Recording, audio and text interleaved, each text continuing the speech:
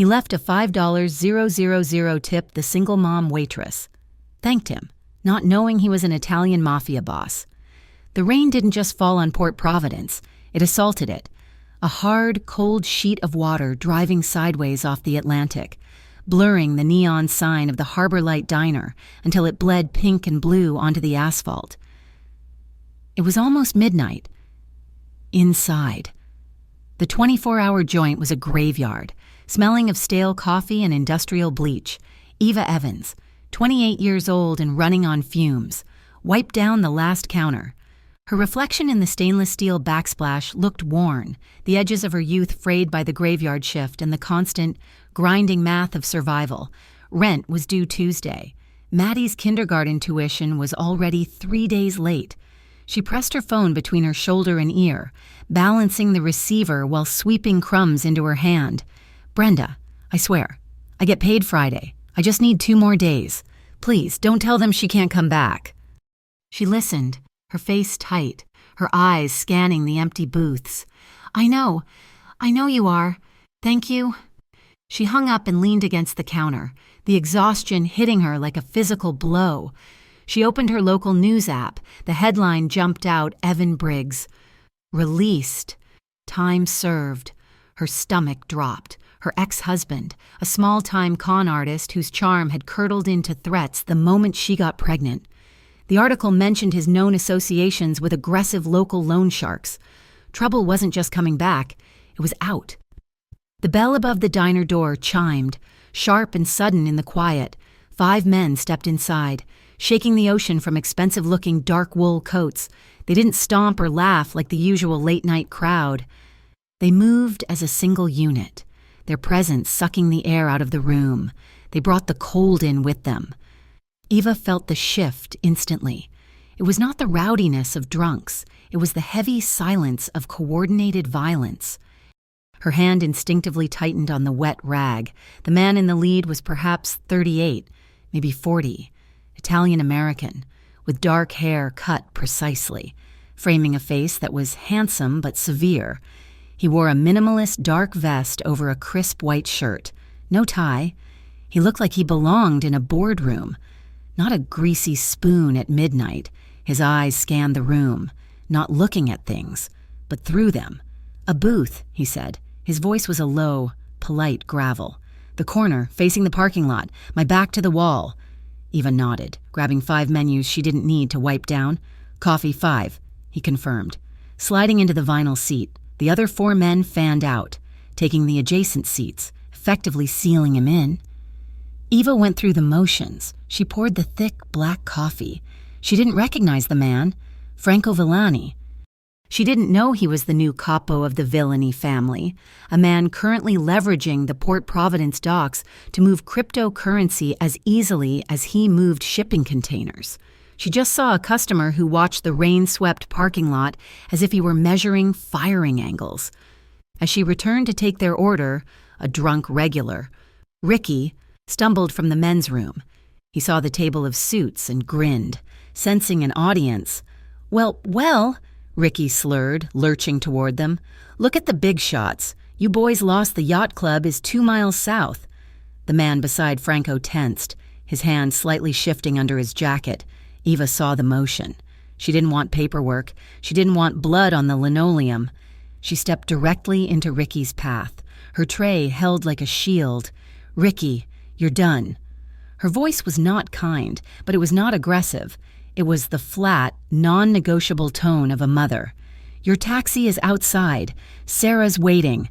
I was just talking to him.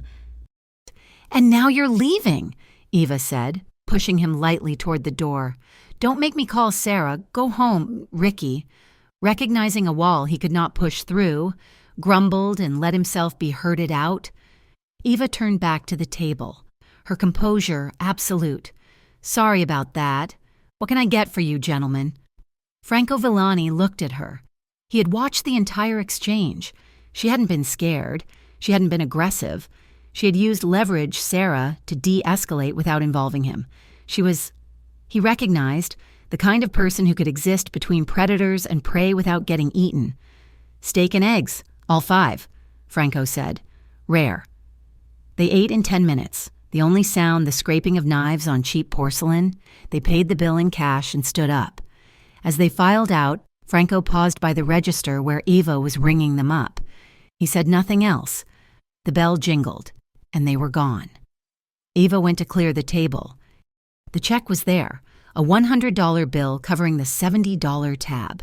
Underneath the heavy coffee cup, however, was a stack. She picked it up. Her hands started to shake. They were hundreds.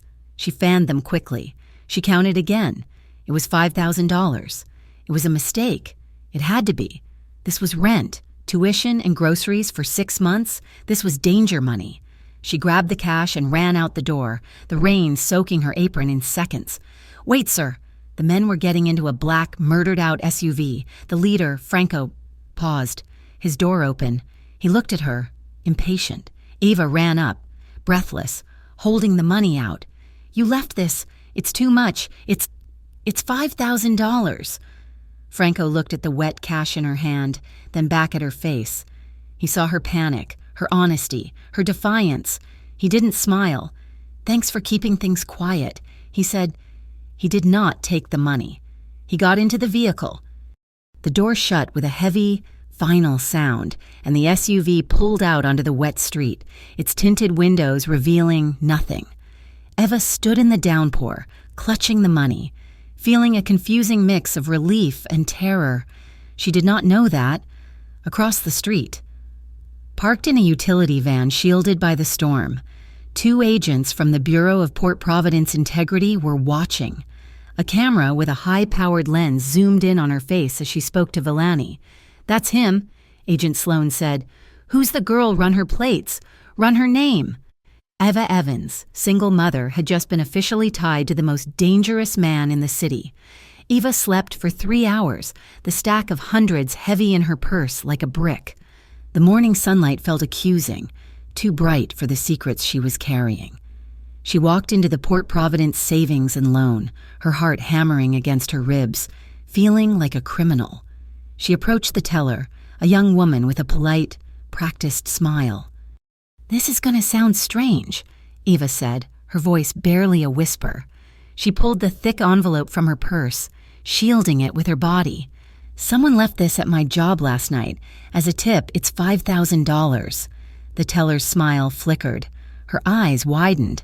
"My question is," Eva continued, leaning closer, "if I deposit this, does it look illegal? Like money laundering?" The teller looked around the quiet bank lobby. "Well, ma'am," she said, lowering her own voice, "by law, we only have to report cash transactions over $10,000. This is under that." She paused. "But if your account usually only gets paycheck deposits, and you suddenly deposit $5,000 in cash, yeah, it'll raise a flag in the system." "So what do I do?" Eva felt a wave of panic. "Honestly, if it was me, I wouldn't deposit it. Not all at once. Just use it. Cash. Landlords and preschools take cash." Eva nodded, a strange mix of relief and terror settling in her stomach. She slid the money back into her purse. It wasn't bank money. It was street money. It had different rules. She left the bank, the cash feeling heavier than before. She paid Brenda, the babysitter, in full, adding an extra $50 for the late fee, and picked up Maddie. The anxiety of the morning dissolved the instant a small, paint-smeared body crashed into her knees. "Mommy, we painted the big light today. The one you can see from the diner." Maddie, 5 years old, was a whirlwind of brown curls and chaotic energy. She was the only reason Eva endured the graveyard shift, the stale coffee, and the aching feet. This small, bright girl, obsessed with the sea and the local lighthouses, was the fixed point in her world. In their small, second-floor apartment, the walls were covered in crayon drawings of waves and towering lights. "Did you pay Miss Brenda?" "Mommy," Maddie asked, already digging for her drawing pad. Eva thought of the stack of cash now hidden in a shoebox under her bed. "Yes, honey, I paid her. Everything is all settled." The lie caught in her throat. Trouble was waiting for her in the parking lot when she went to take out the trash. Evan Briggs. He leaned against her beat-up sedan, his faded charm curdled by desperation. He was thinner than she remembered, his eyes darting. "Evie," he said, that old, practiced smile spreading across his face.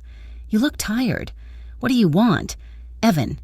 She held the trash bag in front of her like a shield. "Hey, I just need a little help, just to get back on my feet." He pushed off the car, taking a step toward her. "I need a couple thousand. These guys I owed. They're not nice people. Evie, they're not playing around." Her blood ran cold. He knew. How could he possibly know? "I don't have it. Evan, I'm late on rent as it is." "Don't lie to me."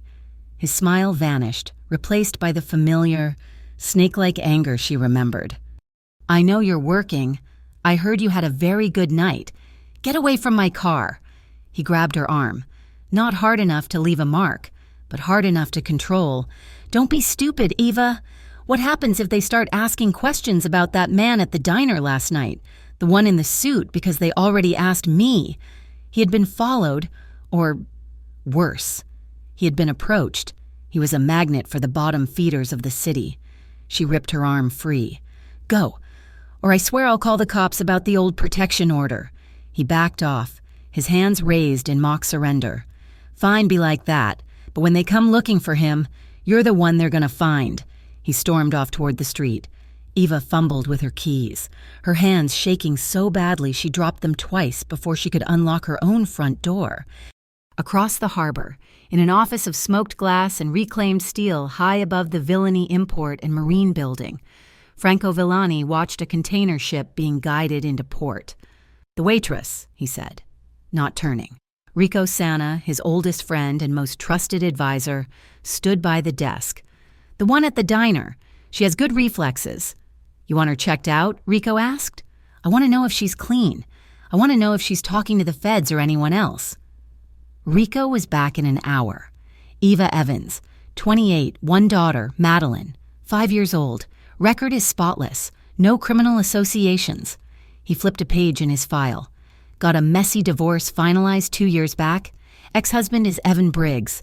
Just got out of county lockup on a minor fraud charge. She had an order of protection against him in 2023. It's since expired. She's just what she looks like. Franco, a single mom working a bad shift. Franco was silent. He pictured her face in the rain, soaked and defiant, holding out $5,000 that could have solved all her problems, all because she wouldn't be bought. "She's not the type to be indebted," he murmured. It stirred something in him, an old memory he kept locked away. His wife, Kiara. She had that same look, that same inability to be bent. Kiara, who had died in a spray of gunfire 6 years ago, a hit meant for him that had caught her instead while she was picking up their son from school. That was the day he had sent his son to safety in Sicily and walled off the last soft part of himself. Meanwhile, in a windowless room in a downtown federal building, Agent Mariah Sloan and Agent Tyler Rusk watched the grainy footage from the diner's parking lot. "He stopped for her," Rusk said, leaning in. He spoke to her. "Villani doesn't speak to civilians." "She ran out to return the money," Sloan observed, hitting pause. "Look at his face. He's not angry. He's interested." "So what's the play? We can't get near him. He's insulated." "But she's not," Sloan said, pressing play. "She's a harmless point of contact. Let's go knock on her door. Let's see how she feels about cooperating." Eva was scrubbing the diner's coffee machine when they found her. 2 of them, a man and a woman, in boring gray suits that screamed government. They flashed badges. Bureau of Port Providence Integrity. "Miss Evans, we'd like to ask you a few questions about your interaction with Franco Villani." They sat in her living room later that day, their presence making the small apartment feel suffocating. Eva stuck to her story. He was just a customer. She didn't know his name. The tip was a mistake. They didn't push. Not yet. They just let her know they were watching. When they left, Eva locked the deadbolt and she was trapped, on one side, a desperate ex-husband who would sell her out for $20. On the other, federal agents who saw her as bait. And in the center, a quiet, dangerous man, a man who, she was sure, was capable of terrible things, but whose eyes held a strange, assessing gravity she found herself attracted to. Her phone vibrated on the counter. A number she didn't recognize. A single text message. It read, "Don't let anyone take the money I gave you. F." The call came the next morning. It wasn't Franco's gravelly voice. It was a smooth, professional man named Rico, Mr. Villani requested the pleasure of her company for lunch to thank her properly for her trouble at the diner. A car would be at her apartment complex at noon. Eva's first instinct was to refuse, to hide, to pretend the $5,000 and the threatening text message never happened. But Evan's desperate face and the chilling visit from the federal agents had squeezed her world into a very small space. She was already in trouble. Hiding would not make it go away. She had to go. She had to look this man in the eye and find out what he wanted. She told Brenda she had a last-minute appointment, needing her to watch Maddie for 2 hours. At noon on the dot, a black sedan, identical in its quiet menace to the SUV from that night, pulled up to her curb. The driver, the same man who had sat beside Franco at the diner, got out and opened the rear door for her without a word. The restaurant was called Il Corvo. It was tucked away on a forgotten cobblestone street near the oldest, most industrial part of the port. There was no sign, just a heavy, dark-painted wooden door.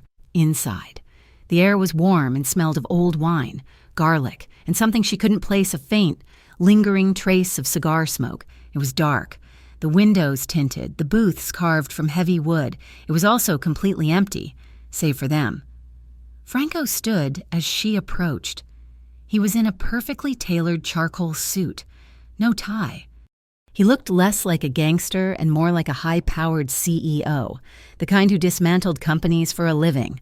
Eva, in her best pair of jeans and a second-hand blouse she'd ironed twice, felt like a sparrow that had flown into a lion's den. "Miss Evans."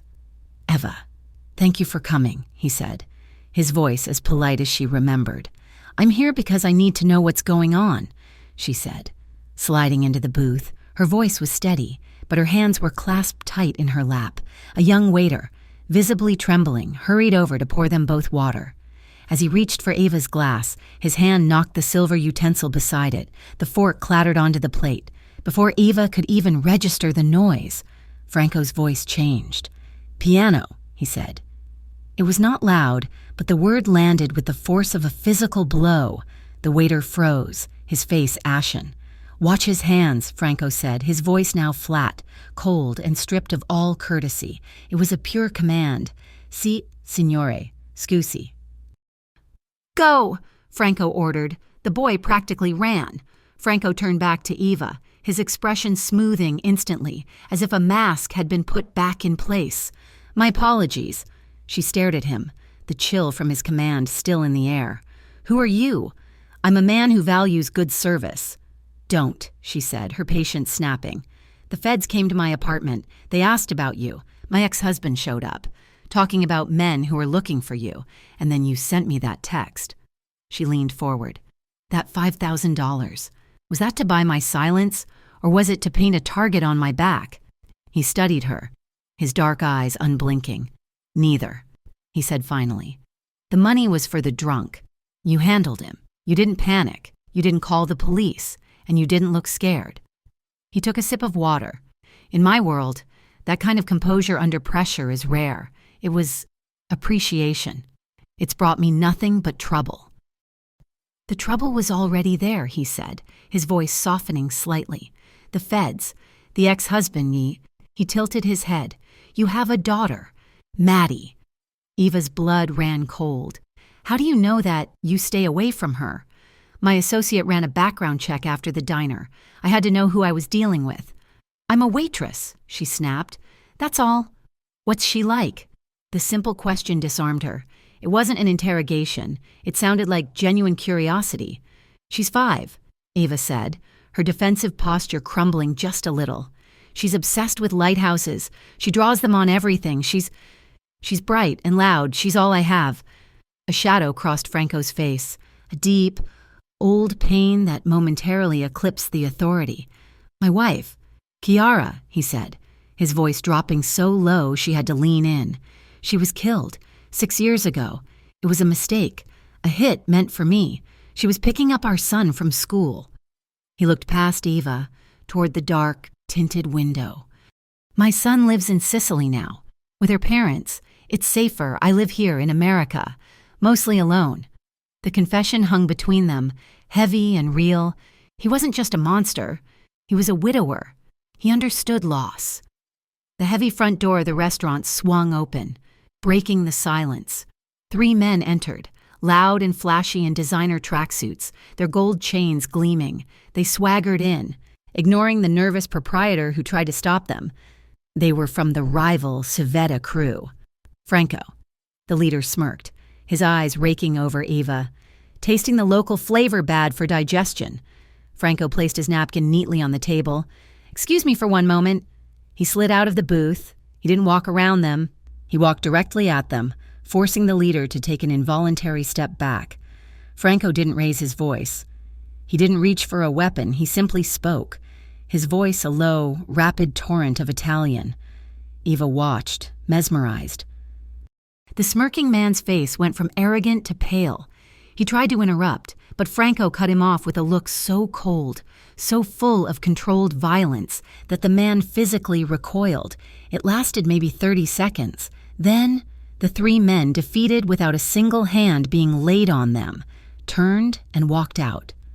Franco returned to the booth, adjusting the cuff of his shirt. "Business associates," he said, as if nothing had happened. "They are often rude." Eva's heart was pounding. She finally understood.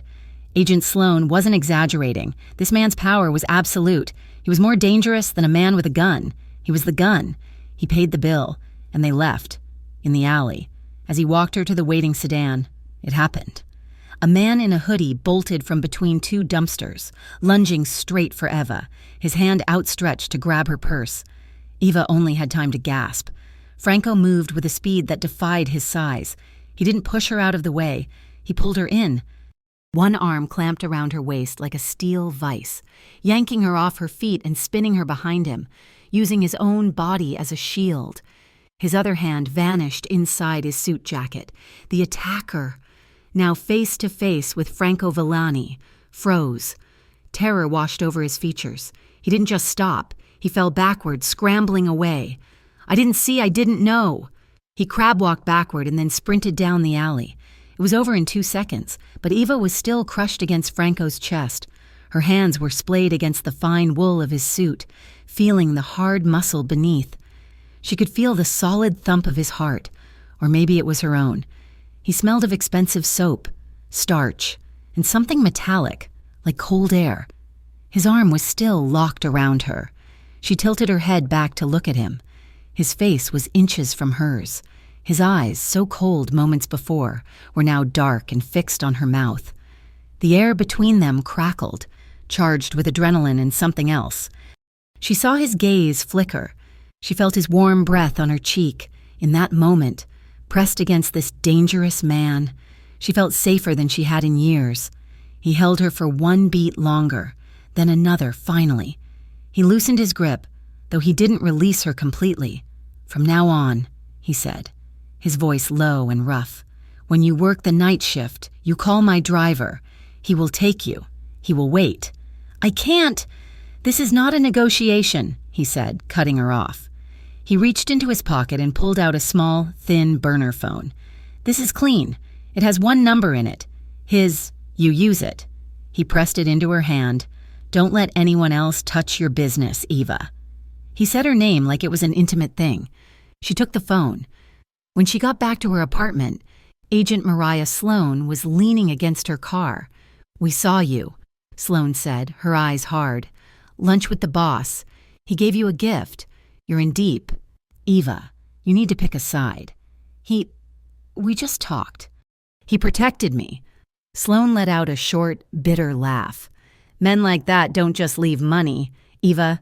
They leave bodies." Evan Briggs was drowning. The loan sharks he owed money to were not small time. They measured interest in broken fingers, desperate and hunted. He remembered the name his ex-wife's federal visitors had mentioned Civetta. He made a call to a low-level bookie he knew had connections. "I don't know much," Evan said. his voice slick with sweat, speaking into a payphone at a truck stop. "But that Italian boss you guys are looking for, the one from the Port Villani, he was at my ex-wife's diner. The Harbor Light gave her a mountain of cash. They had lunch yesterday, too." The bookie hung up. The information traveled up the chain to the Civetta crew. This was a gift. Franco Villani had a notorious firewall. He had no mistresses, no drug habits, no gambling debts, but a waitress, a single mother. That was a weak link. That was a lever. They decided to watch the woman and the child to see which one was easier to snatch. The Bureau of Port Providence integrity was not sloppy. They had a flag on Evan Briggs's name, and the call from the truck stop pinged their system.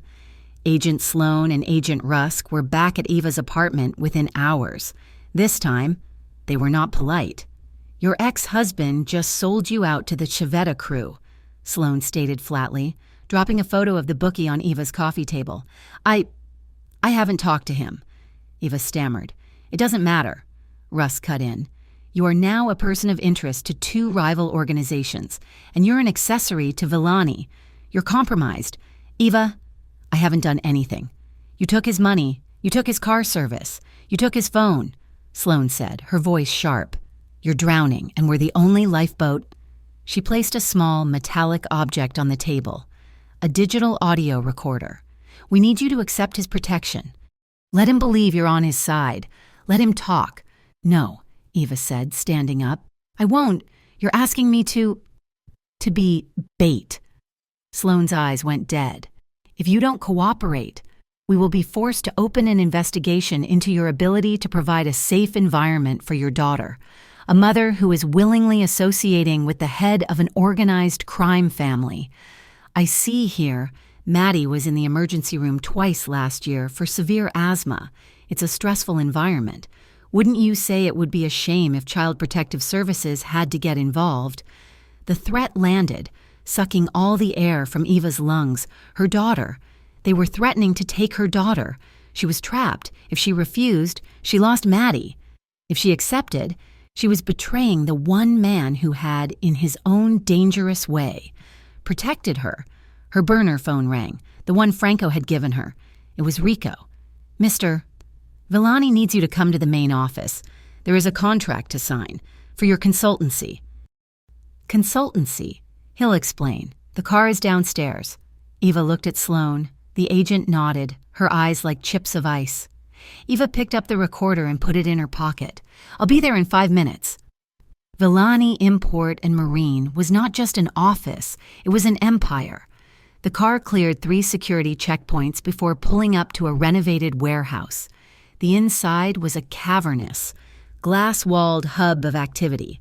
Men in suits spoke Italian, Spanish, and Russian into phones. Screens showed global shipping lanes, cryptocurrency tickers, and security feeds from a dozen different docks. This was the machine. And Franco Villani sat at its absolute center, in a glass office overlooking the entire operation. "It's a retainer," he said, pushing a document across his massive desk. "For customer service consultation, $10,000. It formalizes the money I gave you. It makes it clean. It makes you an employee. My employee." "And what do my duties involve?" she asked, her hand trembling as it hovered over the pen. In her pocket, the recorder felt like a block of ice. "They involve you staying safe," he said, his eyes meeting hers, "and letting me handle the people who are asking your ex-husband questions." Before she could answer, a sharp crack echoed across the port, followed by the high-pitched shriek of ricocheting metal. A 2-inch hole appeared in the glass wall of the office, 5 feet from Franco's head.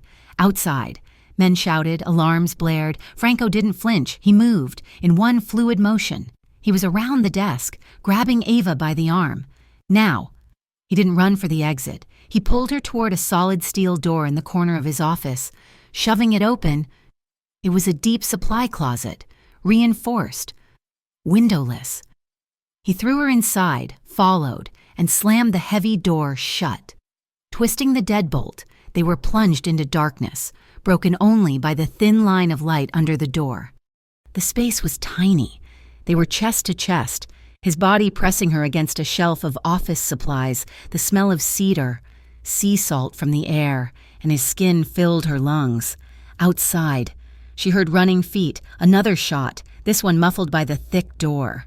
Eva started to shake. The reality of it, the bullet, the feds, the trap crashed over her. "Oh, God," she whispered, her breath hitching. "Maddie, she's at school. What if they go for her? She's at school." "They won't," Franco said, his voice, a low rumble in the dark, vibrated through her.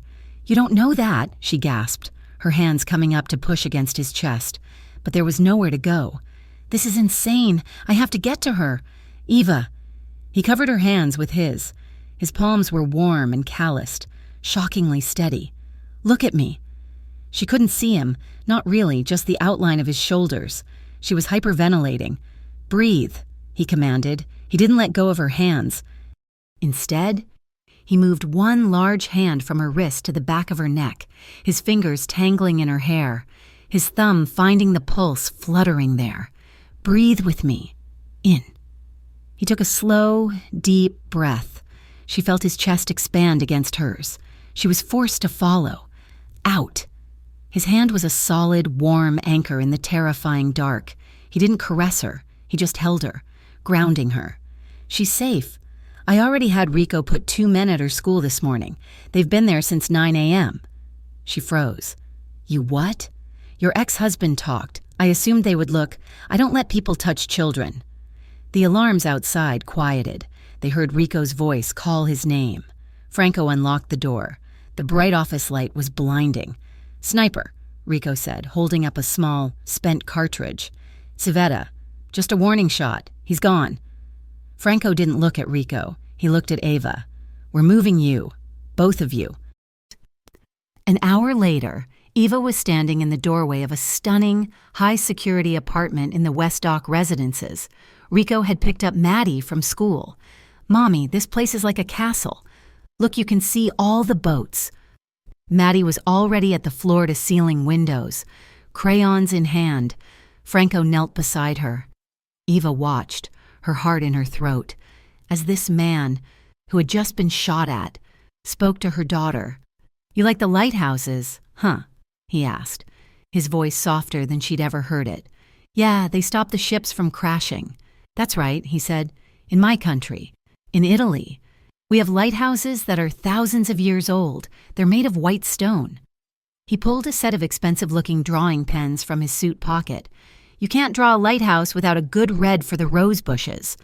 Maddie beamed and took the pens. Eva saw the father in him, the man who had lost his own wife, who kept his own son an ocean away. This was the man the feds wanted her to betray. As Franco stood, Rico pulled him aside into the hallway. Eva could hear their low whispers. "Bringing them here. Capo," Rico warned. "Into one of our secure locations. You're attaching them to the family. To you, there's no going back from this." Franco looked over Rico's shoulder, his gaze landing on Eva, who stood frozen, watching her daughter draw with a mafia boss. "We've been attached," Franco said, his voice flat and final, "since she ran out into that parking lot to give me back the money." Maddie was asleep, her soft breaths the only sound in the secure, sterile apartment. Outside, the rain had returned to Port Providence, a steady, whispering curtain that blurred the city lights into a soft, impressionistic smear. Eva stood on the balcony, the chill of the night air seeping through her thin sweater. It was the first time she'd been able to breathe in days, high above the streets where Evan and the feds were hunting. The glass door slid open behind her. Franco. And he had taken off his suit jacket, his sleeves rolled to his forearms, revealing strong, capable hands. He was holding 2 glasses of deep red wine. He offered one to her, his fingers brushing hers as she took it. The contact sent a small jolt of warmth through her skin. "It's cold out here," he said. His voice was quiet, a low rumble that seemed to merge with the sound of the rain. "I don't mind," she replied, not looking at him, watching the distant lights of the port. "It feels clean." They stood in silence, an ocean of unspoken words between them. "You chose the wrong man," he said finally. "It wasn't an accusation, just a flat statement of fact." Eva let out a dry, bitter laugh. "Evan, I was 19. I thought his recklessness was passion. I thought I could save him. She took a sip of the wine. It was complex and strong, and it warmed her from the inside. I chose badly. It almost cost me everything. She turned to look at him, his profile sharp against the glowing city. So did you. He didn't deny it. He swirled the dark liquid in his glass. My father left me this life. I chose to avenge him instead of walking away. I thought it was honor. He paused, his gaze distant, lost in a memory she couldn't see. It cost me Kiara. It cost me my son. We're both very good at making bad choices. The parallel settled between them. Her mistake had been small and pathetic. His was vast and violent, but the resulting emptiness felt hauntingly similar. I knew you were different, though, he said, turning to face her, from the first night. How, at the diner, before the drunk caused trouble. I was watching you. You cleared a table, and you thought no one was looking. He leaned against the railing. You wrapped a piece of leftover toast and 2 slices of bacon in a napkin and put it in your pocket. You were saving scraps to take home. Ava felt a flush of shame creep up her neck. You were taking it home for Maddie, he said, his voice soft. A woman who does that, who humbles herself for her child, she doesn't sell her integrity easily. I knew then you'd run out into the rain to try and return the money. His words undid her. He hadn't just seen a waitress. He had seen a mother. He had seen her. The weight of the tiny recorder, still hidden in the pocket of her jeans, suddenly felt like a block of lead. Franco, she whispered, her voice thick. I have to tell you something. Those agents, the BPPI, they came to me again, after the dock. His body did not change, but the air around him went Arctic. He became perfectly, dangerously still. They want me to inform on you. They threatened me. They gave me this. She couldn't bring herself to pull it out. A recorder. He didn't ask if she had used it. He didn't ask what she had told them. His eyes, flat and black, bored into hers. He asked the only question that mattered. Did they threaten your child? She couldn't speak. The memory of Sloane's cold voice mentioning Maddie's asthma, mentioning Child Protective Services, made her stomach clench. A single, hot tear spilled over and ran down her cheek. She nodded. Franco turned away from her, his hands gripping the iron railing of the balcony. He stared down at the wet city below. He was silent for a full minute, but it was not a peaceful silence. It was the silence of a pressure valve about to burst, a terrible, contained rage that vibrated in the air. Eva could feel the fury rolling off him in waves. When he finally turned back, the anger was gone, banked like a fire, replaced by something else, something raw and exposed. He stepped toward her. She was penned in, her back against the railing, the city lights a dizzying blur behind her. They won't touch her again, he said. It was not a reassurance. It was a sentence passed. He raised his hand, and for a terrifying second, she thought he might strike her. Instead, his touch was impossibly gentle. His thumb, calloused from things she did not want to imagine, brushed the wet track of her tear away. His fingers traced the line of her jaw, then settled on her chin, tilting her face up to his. His dark eyes searched hers, asking a question she was too afraid to answer. Then, his gaze dropped to her mouth. Her heart hammered against her ribs, a frantic bird in a cage. She knew she should be afraid. This was the man the government was hunting. This was the man who had ordered men to watch her daughter. But as he looked at her, she felt only a profound, magnetic pull. She did not pull away. She did not even breathe. He leaned in slowly, giving her every chance to escape. When she didn't, his lips met hers. The kiss was hesitant at first, a slow, deep exploration. It tasted of wine and the night air, and it was devastatingly tender. A jolt went through her, a warmth that had nothing to do with the wine. It spread from her mouth, down her throat and into her chest, where her heart seemed to stumble. She let out a small, shuddering sigh, and her hands came up to grip the front of his shirt, fisting the material. The sound broke his control. His other hand snaked around her, palm flat against her upper back, pulling her tightly against him. He deepened the kiss, and it was no longer hesitant. It was a kiss of shared loss, of adrenaline, of two people who had been alone for too long. She felt the solid, steady beat of his heart against her own frantic rhythm. The sound of the rain, the distant city, all of it faded away. There was only the warmth of his mouth and the solid, safe circle of his arms. They finally broke apart, breathless, their foreheads resting together. Eva's eyes were closed, her body trembling. He just held her, his warm breath fanning her cheek.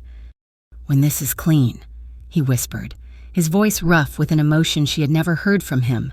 "When there are no more shadows, I will kiss you again, without having to look over my shoulder." He was promising her a future. He was giving her a choice. Eva opened her eyes. She knew, in that instant, that she had already chosen. She would throw the recorder in the river. She would lie to the feds. She was on his side. "Mommy!" The small voice shattered the night. They sprang apart, though Franco's hand remained on her elbow, steadying her. Maddie stood in the glass doorway, her hair a mess of sleep-tousled curls, rubbing her eyes. She hadn't seen the kiss, only the aftermath.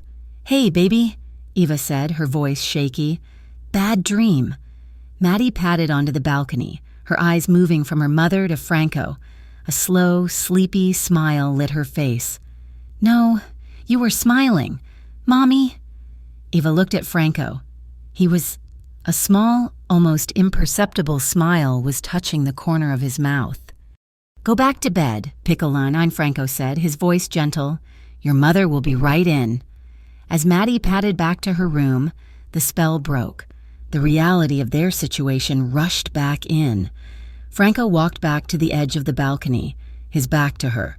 He slid his hand under his shirt, to the small of his back, his fingers finding the comforting, cold steel of his holstered weapon. He stared down at the dark, sprawling port. He knew his enemies were not sleeping. The Civetta crew were merely dogs.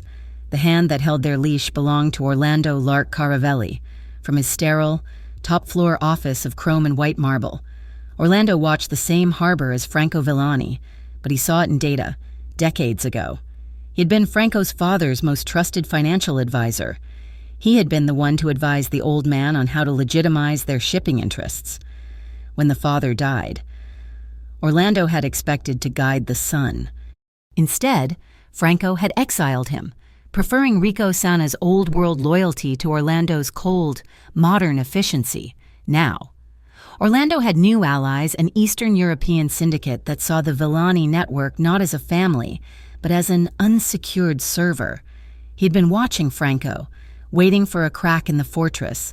Franco was disciplined, no mistresses, no vices. He was a ghost. Then, a waitress ran out into the rain holding $5,000. Orlando studied the surveillance photo of Eva and Maddie entering the West Dock residences. He builds a wall around his heart by sending his son to Sicily, Orlando mused, tapping the photo. And then he hands a stranger the key. He knew Franco. This wasn't just protection. This was an investment. Franco was building a small, fragile happiness. And happiness, Orlando knew, was the perfect lever. He didn't need a professional to get inside. He just needed someone pathetic. Evan Briggs was trying to buy a bus ticket with pocket change when they found him. They brought him to Orlando, who was not threatening. He was kind, almost fatherly. "Mr. Briggs," Orlando said, offering him a seat, "you're a man who loves his daughter. I understand that." "Who are you?" Evan stammered. "A friend, someone who is also worried about that child. This man, Villani, he's not a good person. I just want to make sure your daughter is safe." Orlando slid a small, black square across the desk, a high-end audio bug. "This is just a listening device, so you can hear for yourself that she's okay." I can't get in there," Evan said. "You're her father. You're trying to deliver a gift." Orlando pushed an envelope thick with cash toward him. $10,000, just to make sure she's safe. Evan saw the money. He saw his escape. He told himself it was just for Maddie. He had no idea he was a pawn, selling access to the most powerful man on the coast. He posed as a delivery driver. He didn't even make it past the lobby, but it was enough. He managed to slip the magnetic device onto the underside of the service elevator's metal frame. Rico Sana found the anomaly within 3 hours. He was sweeping the building for electronic signatures and found a tiny, unlogged Bluetooth pulse. He checked the lobby cameras for that time frame. He saw the delivery man's face, partially obscured by a cap. He ran it through facial recognition. Evan Briggs. They found him at the bus station, the cash still in his jacket. They brought him to the safe house. Eva was making Maddie dinner when Rico entered, pushing a terrified Evan in front of him. "Evan, what are you—" Eva started. "In the study?" Franco said from the doorway. He was holding the small black bug between his thumb and forefinger. "Franco, don't," Eva pleaded, following them. He's just pathetic." "Stay," Franco commanded, his voice quiet. "I want you to watch this." They forced Evan into a leather chair. Franco didn't circle him.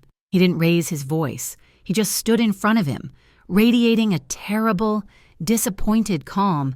"Who do you work for?" "Nobody." "I swear it was a nanny cam. I just wanted to hear my little girl." Evan was sweating, his eyes darting to Eva. "Tell him. Evie, I'd never hurt Maddie." Franco sighed. "You didn't just bug your daughter. Evan, you put a microphone in my home. The men who hired you don't care about your daughter. They are the same men who sent a sniper to my office while Eva was in it." The blood drained from Evan's face. "Oh, God, I didn't know. You put a target on your own child." Franco let the words hang in the air. He opened a desk drawer and removed an envelope. "You have 2 choices. This is $20,000, enough to disappear. You will take it, and Rico will drive you to the train station. You will go west, California, Arizona. I don't care. You will never call Eva again. You will never write. You will cease to exist. This is your only chance to start over." "And the other choice," Evan whispered, his body trembling. "The other choice," Franco said, his voice flat, "is I give you back to the man who hired you, and I tell him you failed." Evan understood the death sentence. He grabbed the envelope. "I'll go. I swear I'll go." After Rico had dragged him out, Eva stared at Franco. She was horrified, but also terribly relieved. "He's gone." "Yes. You paid him. After what he did, you let him go." Franco turned, his dark eyes meeting hers. "I will not hurt your child's father. I will not be the man who orphans her. But," he continued, his voice hardening, "I will also not allow anyone to open my door from the inside. He's a weak man, and weak men are the most dangerous. He's gone from your life now, for good." The fragile peace lasted less than a day. The BPPI was tightening its net. Eva met Agent Sloan in a coffee shop, the agent's fury barely concealed. "We picked up Briggs at the train station," Sloan hissed, dropping a file on the table. "He told us everything, the bug, the safe house. You're not just cooperating with him, you're living with him. You've chosen your side. You don't understand. I understand that you have one last chance." Sloan said. She slid a USB stick across the table. "That's an application, a location tracker. You will install it on the burner phone he gave you. We're done with audio. We want his money. We want his digital trail. You do this, or the CPS file on your desk goes active at 9 a.m. tomorrow." Eva was trapped. She would be betraying the man who had just shown a strange, controlled mercy to her ex-husband. But if she didn't, she would lose Maddie. The decision was taken from her hands. Rico insisted they move again.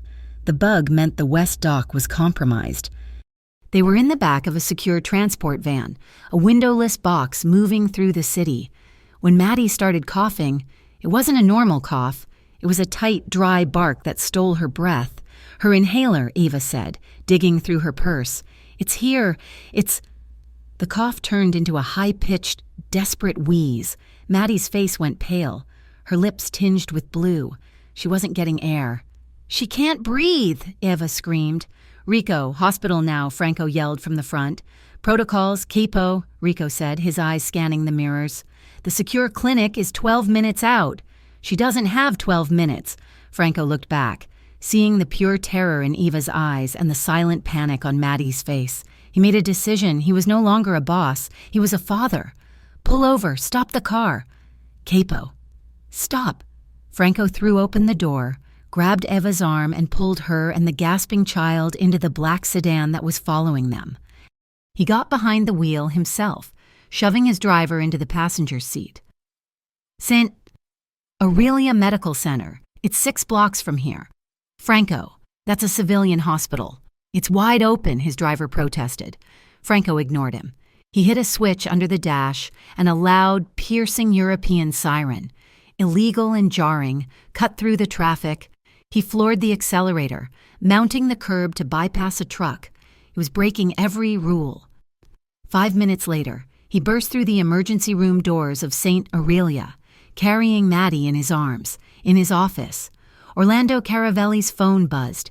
It was a text from the hospital administrator he had on his payroll. Villani just arrived.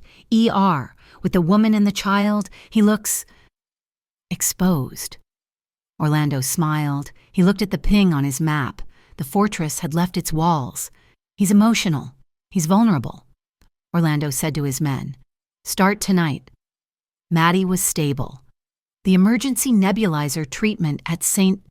Aurelia Medical Center had calmed the inflammation in her lungs, but the attending physician was firm. Her system is stressed. The doctor, a calm woman who hadn't asked a single question about the illegal siren or the man radiating authority, advised Franco, "Moving her again, especially in this damp coastal air, is a risk. She needs to be in a stable, warm environment for at least a few days. No more shocks." Franco nodded. The decision was already made. The West Dock apartment was burned. The hospital was now a liability. "We're not going back," Franco said to Eva, his voice low as he watched Maddie sleep in the recovery room. "I have a place. It's quiet, far from the port. It's the only place they don't know about." The place was called Mariner's Bluff. It was 30 minutes north of Port Providence, a sheer cliff overlooking the roaring Atlantic. The house was not a concrete fortress. It was a stunning, modern design of glass, steel, and warm cedar built into the rock, invisible from the single-lane access road. It was a house built to watch the ocean, not to hide from it. When they walked in, a fire was already crackling in a massive, floor-to-ceiling stone fireplace. The house smelled of wood smoke and sea salt. Maddie, sleepy from the medicine and wrapped in Franco's jacket, looked around in awe. "Mommy," she whispered, pointing to the wall of glass that looked out over the black, churning water. "It's like we're in the lighthouse." Eva felt her throat tighten, with its soft rugs, deep, comfortable sofas, and the constant rhythmic sound of the surf below. This felt more like a home than her cramped, bleach-scented apartment ever had. It was the first real home she had felt safe in since before her marriage. Later that night, after Rico had settled Maddie into a warm bedroom and posted 3 guards at the unseen perimeter, Eva found Franco by the fire. He had removed his jacket and was staring into the flames, a glass of whiskey in his hand. She stood beside him, watching the fire dance. "You said you lost your wife," Eva said, her voice soft. "This was her house, wasn't it?" He nodded, not looking at her. "Chiara, she designed it. She said the ocean was the only thing big enough to eat all the bad memories. She was wrong." He took a drink. A long silence stretched, filled only by the wind and the crackle of the logs. "Why did you stay?" she asked. "In this life, after she was killed?" He finally turned, his dark eyes reflecting the orange light. "My father was murdered by men he trusted. They called it a business dispute. I was 22. I had a choice. Take the inheritance and go to law school, or take his name and get justice." "You chose revenge," she whispered. "I chose to become the boss," he corrected, though they both knew it was the same thing. "I tore their world apart to avenge him, and in the end, it took mine too." Eva looked down at her own hands, twisting them in her lap. "I chose Evan because I was naive. I thought I could fix him. I thought his recklessness was passion. I almost lost Maddie in the custody battle because the judge saw him for exactly what he was." She looked up, meeting his gaze. "2 different wounds, I guess, but they scar just the same." He stepped closer. The air between them, already charged by the adrenaline of the sniper attack and the panic at the hospital, now crackled with this raw, dangerous honesty. "You're nothing like him, Eva," he said, his voice rough. "You're not weak." "Neither are you," she replied, her breath catching in her throat, the attraction that had sparked on the balcony, that had been simmering under every interaction, finally detonated. This time, she was the one who moved first. She raised her hands, not in fear, but in a clear, conscious choice. She looped her arms around his neck, her fingers tangling in the thick, dark hair at his nape. It was all the invitation he needed. His mouth came down on hers, not gently this time, but with a raw, desperate hunger that mirrored her own. It was a kiss of shared loss, of survival. He tasted of smoke and expensive whiskey. She responded with equal force, rising on her toes, pressing her body against his, trying to erase the last inches between them. A low groan rumbled in his chest. His hands gripped her waist, his fingers digging into the soft fabric of her sweater, and he lifted her off her feet. Eva's legs wrapped around his waist instinctively. He didn't break the kiss, but moved, placing her on the heavy oak table beside the fireplace, his body pressing between her knees.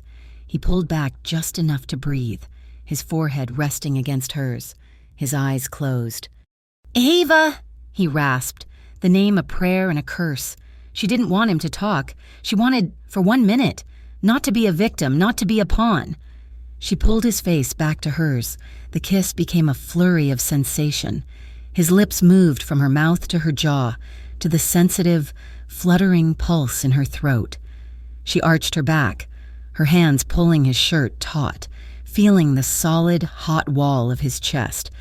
His hands were moving, tracing the curve of her side, the swell of her hip, his palms flat, the touch possessive. He wasn't touching her skin, but the heat of his hands seemed to burn right through the cloth. He murmured something against her throat, low and guttural, in Italian, words she did not understand but whose meaning was perfectly, achingly clear. "Amara mia, ti voglio, my love, I want you." The heat was overwhelming, a promise of a fire far hotter than the one in the hearth. He shifted, lifting her again, moving them from the hard table to the plush, deep sofa, falling with her. His body covering hers in a protective, possessive weight, a sharp, digital chime cut through the air. Franco froze. It was his security tablet on the mantel. He rolled off her in an instant, his transformation immediate and terrifying. The lever was gone. The capo was back. He snatched the tablet from the mantel, his breathing still harsh. "What is it?" Eva asked, sitting up, her body humming, her lips swollen. He didn't answer. He was staring at the screen. "Rico," he snapped. The door to the study opened instantly. Rico was there, his own gun already in his hand. "Unregistered van," Franco said, his voice pure ice. "It's circling the access road. No plates. 2 men inside." He pulled Eva up, shoving her toward the back of the room. "Get Maddie. Go to the cellar, now." Rico moved to the edge of the glass wall, peering into the darkness. "They're not approaching. Boss?" "They're just sitting." As Franco was grabbing his own weapon from a hidden drawer, his personal phone, the one he never used, buzzed on the table. A text message from an unknown number. He opened it. It was a video file. He pressed play. It was Maddie, not now, but hours ago, at St. Aurelia Hospital. It was shaky, grainy footage taken from across the emergency room, showing her small, pale face as Franco carried her through the doors. Then, a new message appeared below the video. "Beautiful girl. Looks like her mother. Watch the tide." Franco looked at Eva, his face a mask of cold, controlled fury. "Orlando," he said. "How?" Eva whispered, her hand flying to her mouth. "How did he get that?" "He has a source," Franco said, his mind racing, connecting the dots. "Someone in the hospital. Or someone in the BPPI. Someone who knew we were there." He knew they could not run. Orlando was not just attacking. He was showing off. He was proving he could reach them anywhere. "He will never stop," Eva said, the realization dawning, the passionate haze evaporating, replaced by a cold dread. "As long as we are running, he will hunt us. He will hunt her." Franco looked at her. He saw the shift. The fear was gone. replaced by a mother's hard, unbending resolve. "No more running," Franco said. "To kill a snake, you cut off the head." He picked up his phone. "What are you doing?" "I'm calling Agent Sloan. I'm going to make a deal. We're going to burn it all down. Orlando, his network, and all my father's old business." "You'll go to prison," she whispered, horrified. "I'll make a deal, on my terms, to keep you and Maddie safe, permanently." He moved them to the panic room, a reinforced steel box hidden behind a bookshelf in the study. The three of them, Franco, Ava, and a sleeping Maddie, were enclosed in the small, soundproof space. Ava leaned against Franco's chest. She could still feel the warmth of his skin through his shirt, the fading, electric memory of his kiss. But her eyes, staring at the blank steel door, were hard. She was no longer just a waitress. She was a woman who had chosen her side. She would do whatever it took. Franco used the burner phone he had given Eva, the one Agent Sloan believed was her point of leverage, and dialed the number the agent had provided. Sloan answered on the first ring. Her voice clipped. "All business. Eva, did you install the tracking app?" "This isn't Eva." Franco's voice hit the line, a cold weight of authority that stopped her breath. "You said you wanted to talk to the adults. Agent Sloan, you're tired of dealing with the waitstaff. I'm here." A beat of absolute silence on the line.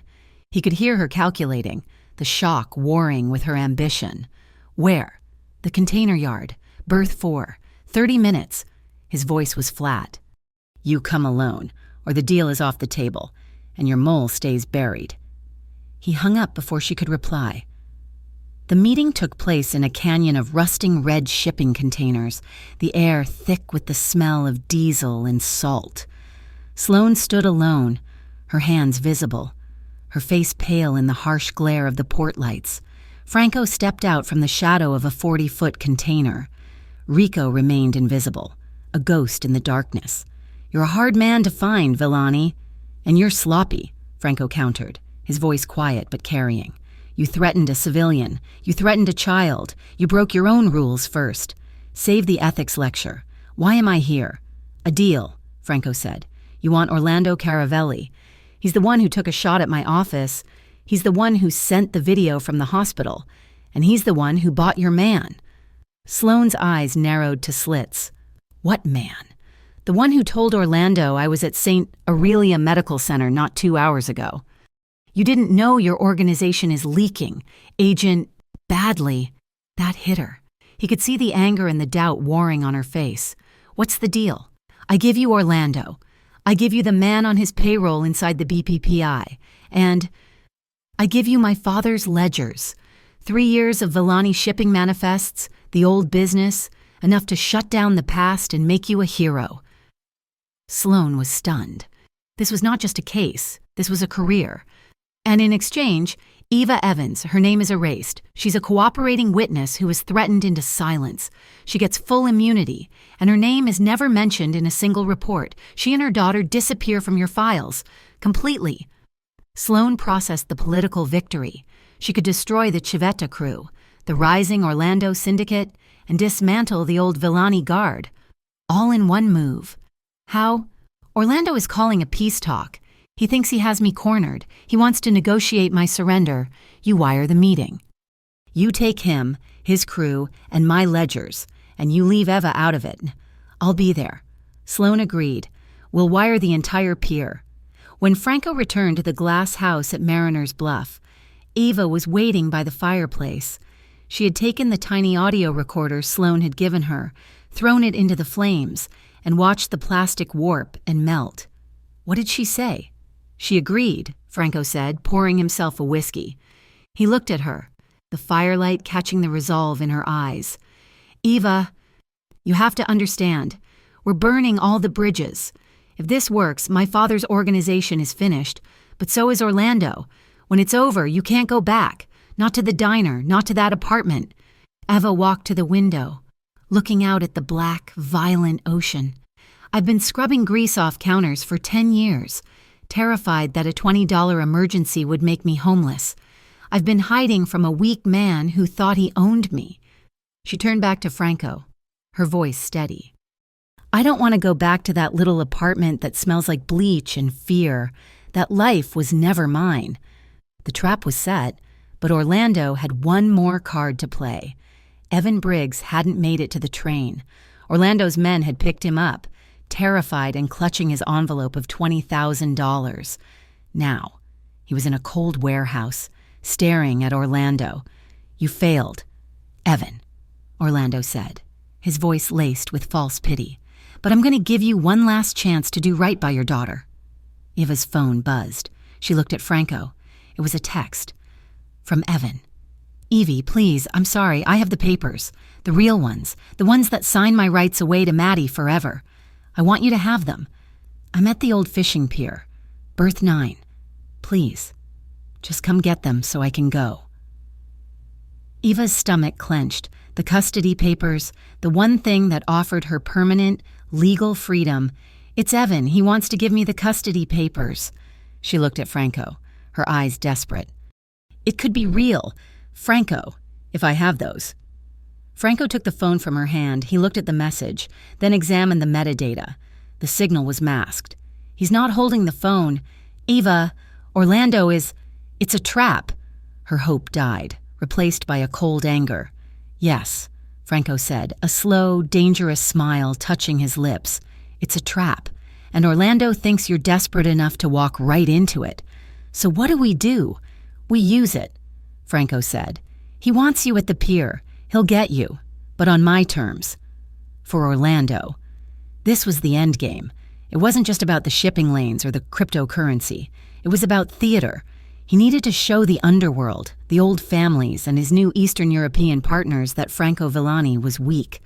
And the ultimate proof was to take the one thing the new capo had allowed himself to care about. He wanted to capture Eva, to prove that he could reach into Franco's heart and rip it out. Simultaneously, in the BPPI offices, Agent Sloan was organizing the tactical team. "I want audio, video, and 3 sniper teams covering Berth 9, she ordered. Her second-in-command, Agent Tyler Rusk, nodded. "Yes, ma'am. I'll handle the deployment myself." As Sloan left, Rusk made a call to a private number. She bought it. "Villani is handing over the keys to the kingdom. But the op has changed. Sloan wants a full team. We can't let that happen." "No," Orlando's voice replied. "You will make sure that tactical team gets lost. A flat tire, a bad address. I want Sloan there, but I want her alone and undergunned. I'll handle Villani. You just keep the cavalry away." Rusk hung up. The double cross was in motion. Back at the house, Eva was with Maddie. Franco stood on the balcony with Rico, the salt spray cold on their faces. "He'll have men on the cranes," Rico said, scanning the darkness. "He'll have men in the water. This is his home turf." "Which is why Eva is the only one he'll be looking for," Franco said. He handed Rico a satellite phone and a set of keys. "The boat at the marina. It's fueled. The charts are programmed for the river, all the way to the Canadian border." Rico looked at his boss. "Capo, listen to me. Rico, if this goes wrong, if I give the signal, or if you don't hear from me in 1 hour, you get them. You get Eva and you get the child, and you do not stop until you are in Quebec. You do not look back. Capisci?" It was the closest Franco had ever come to admitting he might fail. He was preparing to die.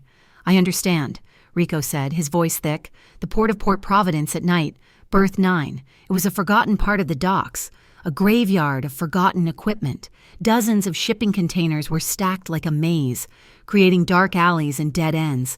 A single, weak, yellow security light flickered, casting long, nervous shadows. The wind whistled through the metal, sounding almost like a scream. The tide was coming in. 3 factions were now moving toward this single, dark point on the map. Orlando's men, dug in and waiting. Franco's small, loyal team, slipping through the shadows, and Agent Sloan, believing she had a full tactical team behind her, not knowing they were already 10 miles away. Following a false lead, the stage was set. Eva moved into the light. Berth 9. The air was heavy with the stink of low tide and diesel. Above, the wind howled through the steel legs of the silent cranes, a low, mournful sound. She had walked this line every night in her mind, under her thin jacket. The digital wirepack Agent Sloan had insisted she wear felt like a block of ice against her ribs. She kept her hands visible, her steps measured, projecting the desperate mother. "Evan," she called, her voice stolen by the wind. "I'm here, I have the phone. I just want the papers. Evan, please." A bank of harsh floodlights snapped on, blinding her, pinning her in a sterile white circle. "He can't hear you." Orlando Caravelli stepped out from the deep shadow between two stacks of containers. He was immaculate in a dark suit, a stark contrast to the man he was dragging. Evan Briggs, bound at the wrists, his face a swollen, bruised mess. "Evie," Evan choked, blood on his lips. "Run! It's—" Orlando slammed the butt of his pistol into Evan's stomach, silencing him. He shoved Evan to his knees. "She didn't come for you, you idiot," Orlando sneered, his voice echoing in the sudden quiet. "She's not here to save you. She's here for her daughter's future." Evan's head snapped up. He looked at Eva, and in his eyes, she saw the final, crushing realization he was not a player. He was just the bait. "That's enough, Orlando." Franco's voice. It did not boom, it cut. He, Rico, and two other men emerged from the opposite end of the alley, forming a loose, dangerous semicircle. They were flanked by steel, their weapons held low and ready. "Ah, Franco. You came," Orlando said, smiling, spreading his arms wide. "You brought your whole family, but I brought the high ground." Red laser dots, sharp and steady, appeared on the asphalt around Franco's feet. They came from at least 2, maybe 3. Sniper positions high up on the loading cranes. It was a perfect stalemate. "You broke the code," Franco said, his voice flat, ignoring the lasers. "You put eyes on a child. You don't touch the families. Orlando, that was the law. That law died with your father," Orlando spat, his civility vanishing. "The old rules burned the night he decided to steal this port from his partners. Tonight, we settle all the family business." A distant siren grew closer. Agent Sloan, her car, a dark sedan, skidded to a halt at the entrance to the pier, blocking the only way out. But she was alone. Only 2 other agents scrambled out of the car with her, handguns drawn, looking wildly around. "Where is Rusk?" Sloan yelled, her voice frantic. "Where is my tactical support?" Orlando's smile was predatory. "Your support seems to have been delayed, a technical problem." The betrayal hung in the air, cold and absolute. Sloan was exposed. "Now," Orlando commanded, nodding to the cranes. The night exploded. Gunfire erupted from all sides at once. It was not a firefight. It was an ambush. Sloan and her agents were instantly pinned behind their car. Franco and Rico returned fire. A disciplined staccato, their bullets sparking against the containers Orlando's men were using for cover. In the chaos, Orlando moved. He dropped Evan and lunged for Eva, yanking her back against his body. He locked one arm around her throat, crushing the air from her lungs, and pressed the hot, wet muzzle of his pistol hard against her shoulder. "Stop," he roared, dragging her into the center of the light. "Stop, or she dies now!" The gunfire sputtered and ceased, replaced by the ringing in Eva's ears. "Drop your guns!" Franco, Orlando yelled, his voice giddy with power. "Drop them, or I will put a bullet through her spine now." Franco was perfectly still. He looked at Orlando. He looked at the gun pressed to Eva's flesh. He looked into her terrified eyes. She was his weak point, and she was about to die for it. Without hesitation, his shoulders slumped in defeat. He let his custom pistol fall from his hand. It clattered onto the wet ground. "Capo!" "No," Rico hissed. "He did it." Orlando laughed, triumphant. "The great Villani, the ghost, brought to his knees by a waitress." "Now, the final piece of business," Orlando said, pulling out his phone while keeping the gun locked on Eva. "You think this is just about the port. This is about history." He turned the phone screen toward Franco. A grainy video played. A man's voice, speaking in Sicilian. Franco's father, he was naming names, detailing exactly how he planned to betray his partners in Italy, how he would keep the entire Port Providence operation for himself. "I have the original," Orlando said, his voice dropping. "The master. I send this file, and the old world families will hunt you. Franco, They will gut you for your father's sins. You will not last the week." He pressed the gun harder into Ava.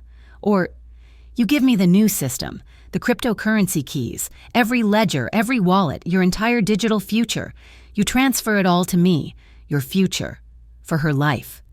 It was the perfect trap, his father's legacy or his own. "All right," Franco said. His voice was hoarse. He raised his hands. "You win. Just let her breathe. Push her forward. Let me see she's not hurt, and I'll make the transfer." A wise choice. Orlando smiled and shoved Eva one step forward, creating a foot of space between them. It was the mistake he had been waiting for. Eva had spent 10 years carrying unbalanced trays, heavy with hot coffee and plates, through crowded, chaotic rooms. She knew balance, she knew timing, and she knew how to use an unexpected weight. The BPPI wire pack in her jacket pocket was hard, dense, and heavy. She didn't scream. She didn't hesitate. In one fluid, practiced motion, she ripped the heavy radio pack from her jacket, pivoted on her heel, and flung it with all her strength at Orlando's head. The device, a solid block of metal and plastic, struck him square in the temple. Orlando roared, a sound of pure, surprised agony. His hand flew to his head, his gun fired, a blind reflex, a wild shot. Eva felt a searing, white-hot pain explode in her left shoulder. It wasn't a direct hit. It was a deep, grazing tear of metal, ripping through muscle and fabric. She cried out, stumbling back. "Now," Franco bellowed. He didn't dive for his gun. He dove for her. He crossed the 10 feet in an instant, tackling her at the waist, wrapping his entire body around her as they crashed to the asphalt, shielding her just as the pier lit up. High above, the sniper who had been aiming at Franco turned his rifle. Rico, waiting for that 1-second distraction, fired. The sniper on the crane slumped over, silent. Agent Sloan, seeing her chance, opened fire from behind the car. Orlando, staggering, blood pouring from the gash on his head, scrambled behind a large red container. He was hit, he was beaten, but he was not finished. "If I can't have the port," he shrieked, his voice dissolving into madness. "No one can." He slammed his fist onto a black remote detonator in his hand, a container 30 yards away, one marked with a red hazmat warning. Detonated. The explosion was not a sound. It was a physical blow. A massive fireball rolled into the night sky, throwing Franco and Eva like rag dolls, the shockwave lifting them off the ground. Fire and shrapnel rained down. Alarms blared. The pier was a sudden, roaring inferno. Smoke, chaos, and the flash of emergency lights flickered against the orange flames. The world dissolved into fire and sound. The shockwave threw Eva backward, but Franco was already moving, shielding her body with his own. Shrapnel rained down on the containers around them. His arm hooked around her waist, lifting her almost completely off the ground as the heat scorched the air. Her ankle buckled. A cry of pain ripped from her throat. "Titengo Io, Eva, I've got you." He grunted, his voice a low rumble against the roar of the fire. He half-dragged, half-carried her toward the relative safety of the main yard, away from the chain reaction of secondary explosions. He finally pushed her behind a solid concrete barrier, shielding her as debris pattered down. The air was thick with smoke, and the smell of the ocean mixed with burning fuel. "It's over," he panted, cupping the back of her head, his gloved hand sticky with her blood or his. He did not know. He pressed his forehead against hers, a gesture of desperate grounding. His Italian accent was thick, the English words forced out. "E finito? You are safe. I promise you. You are safe." Eva's hands clutched the lapels of his ruined suit jacket, her knuckles white, just breathing him in. Sirens, which had been distant, suddenly became immediate. The flashing red and blue lights cut through the smoke. Armored vehicles rolled onto the tarmac, and figures in tactical gear swarmed the yard. BPPI hands in the air, "Do not move, Orlando." Dazed and bleeding from the head, was pulled from beneath an overturned forklift. Screaming curses, the remaining few of his crew, stunned by the blast, offered no resistance. Agent Mariah, her sidearm drawn but pointed downward, approached the concrete barrier. Her eyes met Franco's over Eva's head.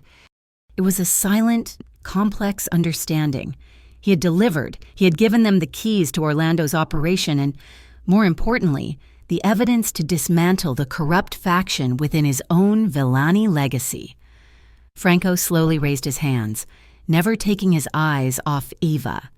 "Franco Villani, you are under arrest," Mariah said, her voice formal but lacking triumph. Another agent moved in with restraints. Franco did not resist as the cold metal clicked around his wrists.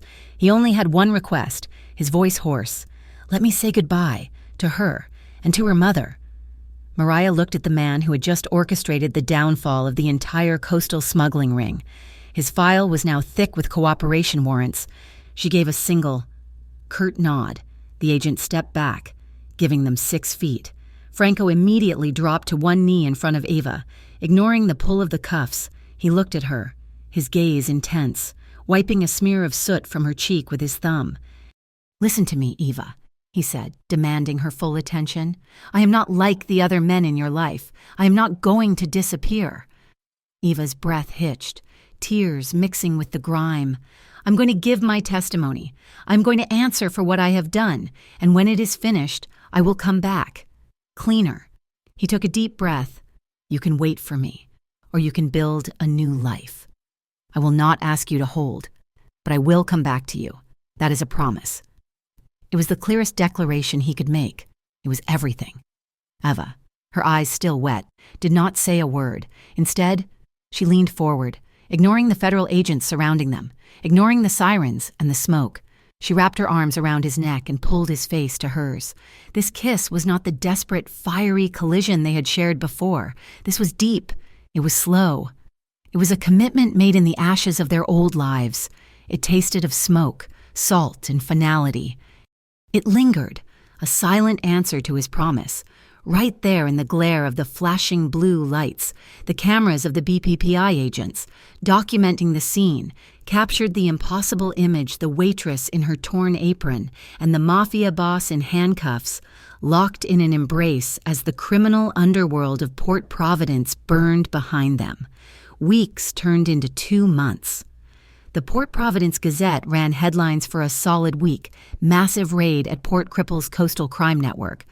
The BPPI received commendations. Buried deep in the follow-up articles, in the 8th paragraph, was a vague reference to cooperation from a high-level organizational leader currently pending a reduced sentence.